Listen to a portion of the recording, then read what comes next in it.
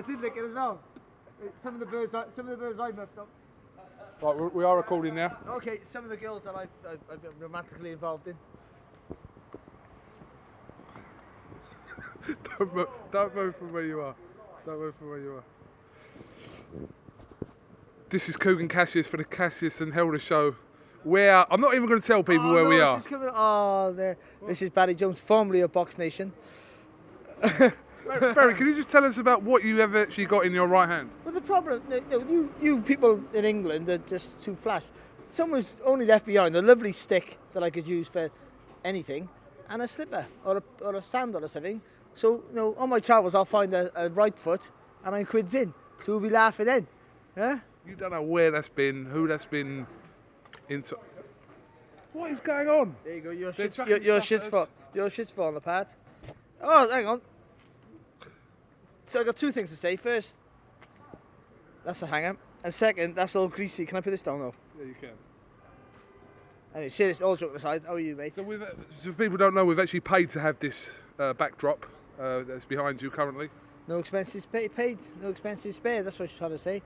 I shouldn't. You get maybe someone drunk. Lucky I don't talk for a living. Can you imagine? I even have a job for longer than 2 minutes. Barry, all attention now will focus around July the 9th. Obviously, the Klitschko Fury premiere aired last week. What did you make of that? I'm assuming that you've seen it. Yeah, I do. It's fantastic. Really engaging. And the thing about Tyson Fury is he's such a maverick in many ways. You just don't know what he's going to say next. Whether he's going to be really sensible and knowledgeable about the sport, which he is, or whether he's going to be the raving lunatic and just make things up and pretend that he doesn't know what he's going to do and pretend that he hasn't trained.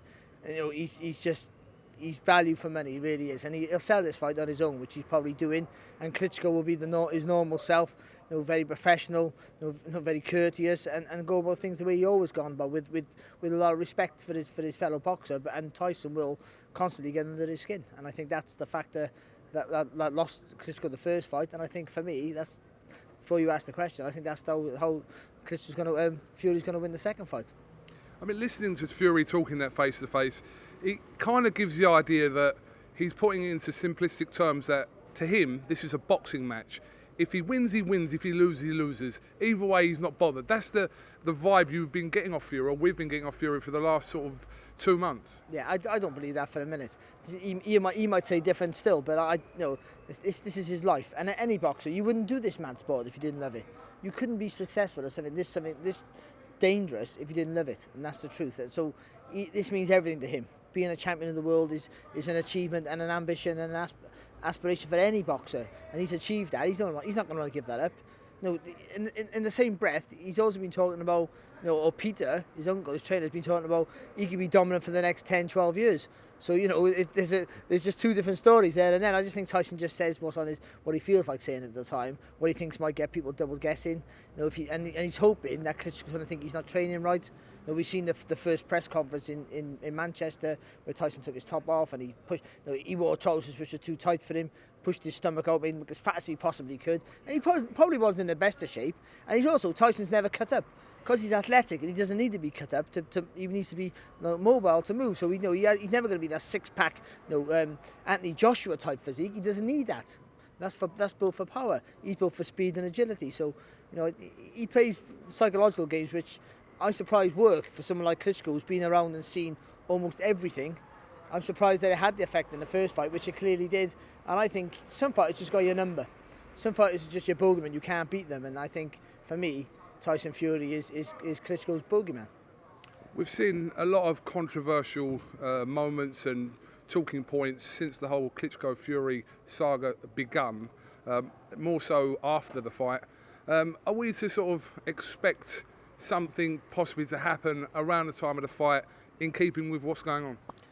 Yeah, I think there's going to be some costume changes going on, I would imagine. Listen, the closer the fight gets, not too close to, the next week or so, I would imagine Tyson comes out with something crazy, like madly. You'll know better than I do, probably. You've got the inside track, but he'll come up with something massively crazy. And just because he wants that shock factor for Klitschko to think this guy's unhinged. What's he doing? It's all premeditated with Tyson. I think he's actually quite an intelligent guy.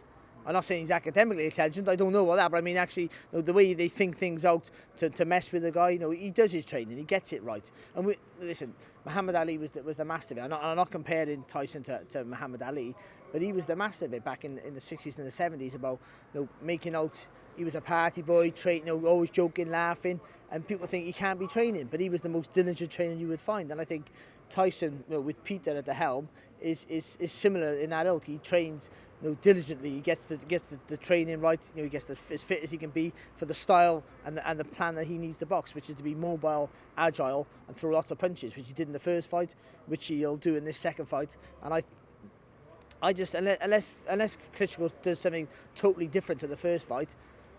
I mean, totally different. It does something he's never done before, which is take a massive risk in trying to land that right hand. Then I can't see nothing but another Tyson Fury win, which I won't shut up. Which you're on a roll now. Yes, this is not working with Steve Bunce. I get to talk, and no one interrupts me. And no, that's what I'm going to say. You don't even know what you're going to say. I do know what I'm going to say. Don't ever take that mic away from me. No. Is that no? I lost it. I'll go away. You know what? You're my 6th favourite Welsh person. Well, you're 6th. Yeah, I like that. Do you know what? I'm going to give you 50 quid right now if you can name the other 5. Fireman Sam. Is he Welsh? Whoa. I'm joking. Whoa. Is he Welsh? Yeah. What about the cat? Gary Lockett. Gary Lockett is in there, correct? Yeah. I don't know many Welsh people. Tom Jones. Correct. Yeah. Yeah. Steve Robinson. You don't know who Steve Robinson is, do you? Of course I know. Who fought Naz? I know who Steve Robinson is. No, he fought Naz. Naz fought him. He didn't fight that. He beat Colin McMillan. He beat Duke McKenzie. He didn't fight Naz? He did fight Naz. Well, there you go. That's what I'm just saying. No, typical, you lot. Right? You lot. The other side of the Naz bridge. is my favourite ever boxer. That's why I made reference. If you can name the other 3, there's 50 quid in it for you right now. Joe Calzaghe. He's in there. Is he? Yeah, there's 2 more. Enzo McAnally. Yes. There's 1 more. If you get it, this is painful for me. All this is, you don't know more than you don't know 5 Welsh people. You just think I do. I know. Barry gives me 5 Welsh people. And then I who's the last one? Then you go to the card and do some of this. Who's the last one?